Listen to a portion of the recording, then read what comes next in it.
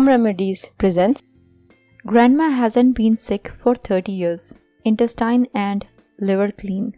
Prescription for all diseases. Today I will share with you a natural remedy that is so incredible to use, easy to make. It will keep your intestine and liver clean.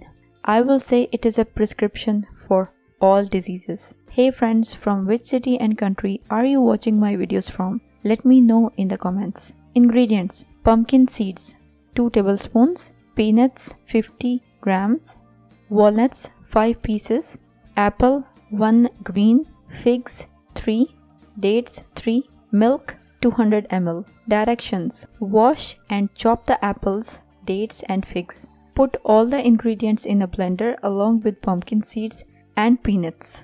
Blend thoroughly. This will make 2 glasses. Your remedy is ready to be used. How to take it? Take 1 glass with each meal. If you liked the video, hit that like button to give it more value and share it on your social networks to let others benefit from it too. Thanks for watching. Goodbye.